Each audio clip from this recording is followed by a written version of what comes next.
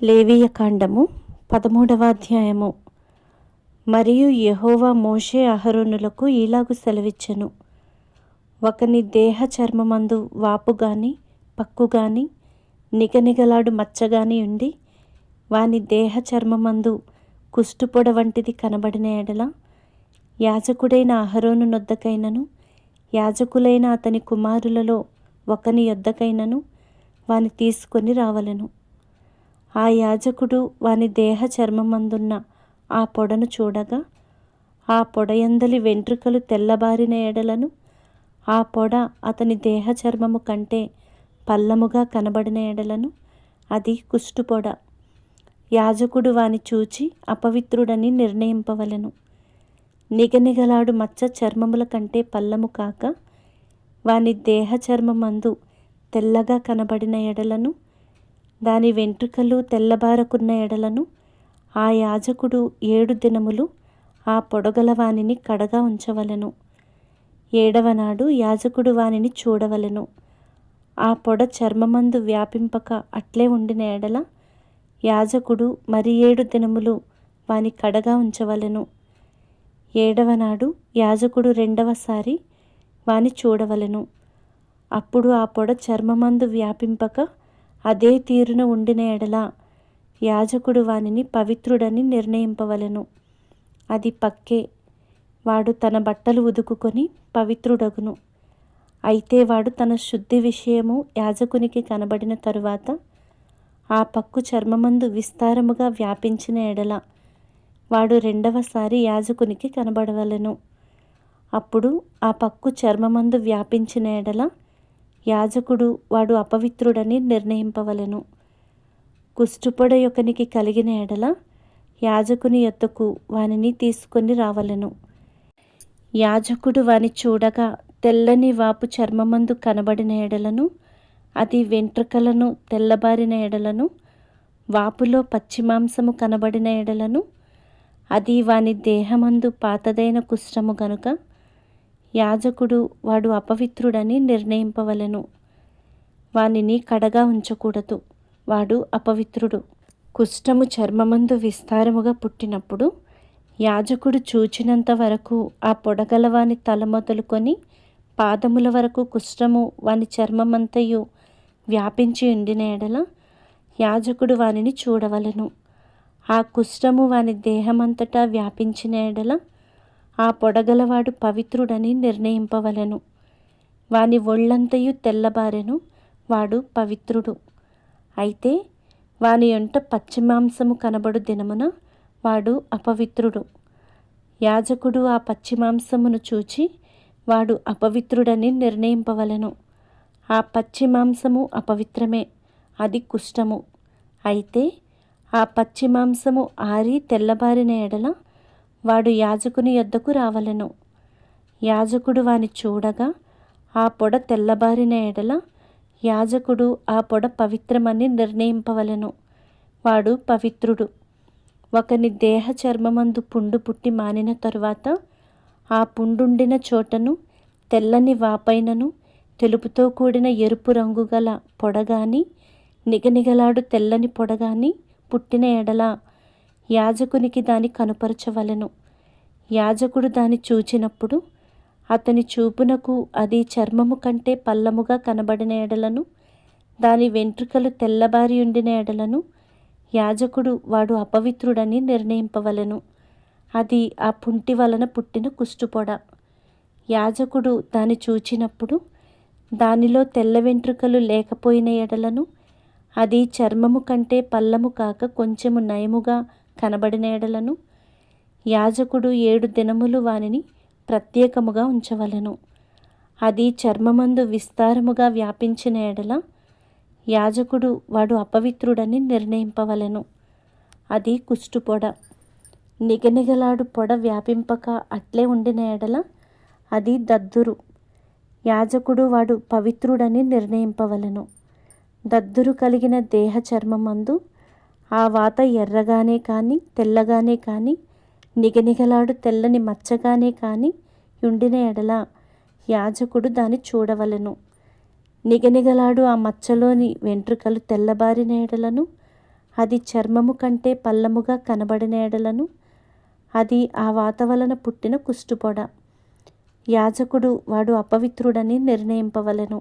అది కుష్టము.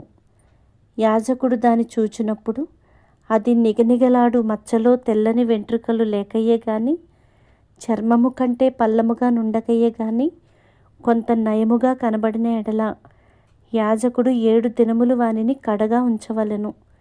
7వ నాడు యాజకుడు వాని చూచినప్పుడు అది చర్మమందు విస్తారముగా వ్యాపించిన ఎడల వాడు అపవిత్రుడని నిర్ణయింపవలెను. అది కుష్టమే. అయితే నిగనిగలాడు మచ్చ చర్మమందు వ్యాపింపక ఆ చోటనే ఉండి కొంచెము నయముగా కనబడిన ఎడల అది వాతపు వాపే. వాడు పవిత్రుడని యాజకుడు నిర్ణయింపవలెను. అది వాతపు మంటయే. పురుషునికైనను స్త్రీకైనను తలయందేమి గడ్డమందేమి పొడ పుట్టిన ఎడల యాజకుడు ఆ పొడను చూడగా అది చర్మము కంటే పల్లముగాను సన్నమైన పసుపు పచ్చ వెంట్రుకలు కలదిగాను కనబడిన ఎడల వాడు అపవిత్రుడని యాజకుడు నిర్ణయింపవలెను. అది బొబ్బ, తల మీదనేమి గడ్డము మీదనేమి పుట్టిన కుష్టము.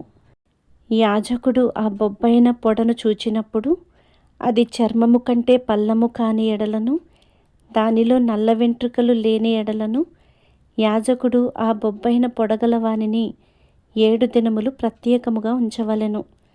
7వ నాడు యాజకుడు ఆ పొడను చూడవలెను. ఆ బొబ్బ వ్యాపింపకయుండిన ఎడలను దానిలో పసుపు పచ్చ వెంట్రుకలు లేని ఎడలను చర్మము కంటే పల్లము కాని ఎడలను వాడు క్షౌరము చేసుకొనవలెను గాని ఆ బొబ్బ క్షౌరము చేయకూడదు. యాజకుడు బొబ్బగలవానిని మరి 7 దినములు ప్రత్యేకముగా ఉంచవలెను. 7వ నాడు యాజకుడు ఆ బొబ్బను చూడగా అది చర్మమందు బొబ్బ వ్యాపింపక చర్మము కంటే పల్లము కాకయుండిన ఎడల యాజకుడు వాడు పవిత్రుడని నిర్ణయింపవలెను. వాడు తన బట్టలు ఉదుకుకొని పవిత్రుడగును. వాడు పవిత్రుడని నిర్ణయించిన తరువాత బొబ్బ విస్తారముగా వ్యాపించిన ఎడల యాజకుడు వాని చూడవలెను. అప్పుడు ఆ మాద వ్యాపించి ఉండిన ఎడల యాజకుడు పసుపు పచ్చ వెంట్రుకలను వెతకనక్కరలేదు. వాడు అపవిత్రుడు. అయితే నిలిచిన ఆ మాదలో నల్ల వెంట్రుకలు పుట్టిన ఎడల ఆ మాద బాగుపడెను. వాడు పవిత్రుడు. యాజకుడు వాడు పవిత్రుడని నిర్ణయింపవలెను. మరియు పురుషుని దేహ చర్మమందేమి స్త్రీ దేహపు చర్మమందేమి నిగనిగలాడు మచ్చలు అనగా నిగనిగలాడు తెల్లని మచ్చలు పుట్టిన ఎడల యాజకుడు వానిని చూడవలెను. వారి దేహ చర్మమందు నిగనిగలాడు మచ్చలు వాడియుండిన ఎడల అది చర్మమందు పుట్టిన యొక్క పొక్కు. వాడు పవిత్రుడు. తల వెంట్రుకలు రాలినవాడు బట్ట తలవాడు అయినను వాడు పవిత్రుడు. ముఖము వైపున తల వెంట్రుకలు రాలినవాడు బట్ట నొసటివాడు. వాడు పవిత్రుడు. అయినను బట్ట తలయందే గాని బట్ట నొసటియందే గాని ఎర్రగా నుండు తెల్లని పొడ పుట్టిన ఎడల అది వాని బట్ట తలయందైనను బట్ట నొసటియందైనను పుట్టిన కుష్టము. యాజకుడు వానిని చూడవలెను. కుష్టము దేహ చర్మమందు కనబడునట్లు ఆ పొడ వాపు చూపునకు వాని బట్ట తలయందైనను వాని బట్ట నొసటియందైనను ఎర్రగా నుండు తెల్లని పొడయైన ఎడల వాడు కుష్ఠరోగి. వాడు అపవిత్రుడు. యాజకుడు వాడు బొత్తిగా అపవిత్రుడని నిర్ణయింపవలెను. వాని కుష్టము వాని తలలో ఉన్నది. ఆ పొడగల కుష్ఠరోగి వస్త్రములను చింపివేయవలెను. వాడు తల విరయబోసుకొనవలెను. వాడు తన పై పెదవిని కప్పుకొని అపవిత్రుడను అపవిత్రుడను అని బిగ్గరగా పలుకవలెను. ఆ పొడ వానికి కలిగిన దినములన్నీయు వాడు అపవిత్రుడై ఉండును. వాడు అపవిత్రుడు గనుక ప్రత్యేకముగానే నివసింపవలెను. వాని నివాసము పాళెమునకు వెలుపల ఉండవలెను. మరియు కుష్టుపొడ వస్త్రమందు కనబడునప్పుడు అది గొర్రె వెంట్రుకల బట్టయందేమి నార బట్టయందేమి నారతోనే గాని వెంట్రుకలతోనే గాని నేసిన పడుగునందేమి పేకయందేమి తోలునందేమి తోలుతో చేయబడు ఏ యొక్క వస్తువునందేమి పుట్టి ఆ పొడ ఆ బట్టయందేమి, ఆ తోలునందేమి, ఆ పేకయందేమి, తోలుతో చేయబడిన వస్తువునందేమి పచ్చదాళుగానే గాని ఎర్రదాళుగానే కాని కనబడిన ఎడల అది కుష్టుపొడ. యాజకునికి దాని కనపరచవలెను. యాజకుడు ఆ పొడను చూచి పొడగల వాటిని 7 దినములు ప్రత్యేకముగా ఉంచవలెను. 7వ నాడు అతడు ఆ పొడను చూడవలెను. అప్పుడు ఆ వస్త్రమందు అనగా పడుగునందే గాని పేకయందే గాని తోలునందే గాని తోలుతో చేసిన వస్తువునందే గాని ఆ పొడ వ్యాపించిన ఎడల అది కొరుకుడు కుష్టము, అది అపవిత్రము. కావున అతడు ఆ పొడ దేనిలో ఉన్నదో ఆ వస్త్రమును నారతోనేమి వెంట్రుకలతోనేమి చేసిన పడుగును పేకను తోలుతో చేసిన ప్రతి వస్తువును అగ్నితో కాల్చివేయవలెను. అది కొరుకుడు కుష్టము, అగ్నితో దాని కాల్చివేయవలెను. అయితే యాజకుడు చూచినప్పుడు ఆ పొడ ఆ వస్త్రమందు అనగా పడుగునందేమి పేకయందేమి తోలుతో చేసిన మరి దేనియందేమి వ్యాపింపకపోయిన ఎడల యాజకుడు ఆ పొడగల దానిని ఉదకనాజ్ఞాపించి మరి 7 దినములు దానిని విడిగా ఉంచవలెను. ఆ పొడగల దానిని ఉదికిన తరువాత యాజకుడు దానిని చూడవలెను. ఆ పొడ మారకపోయినను వ్యాపింపకపోయినను అది అపవిత్రము. అగ్నితో దానిని కాల్చివేయవలెను. అది లోవైపున గాని పైవైపున గాని పుట్టినను కొరుకుడు కుష్టముగా ఉండును. యాజకుడు దానిని చూచినప్పుడు వస్త్రము ఉదికిన తరువాత ఆ పొడ వాడియుండిన ఎడల అది ఆ వస్త్రములో ఉండినను తోలులో ఉండినను పడుగులో ఉండినను పేకలో ఉండినను యాజకుడు వాటిని చింపివేయవలెను.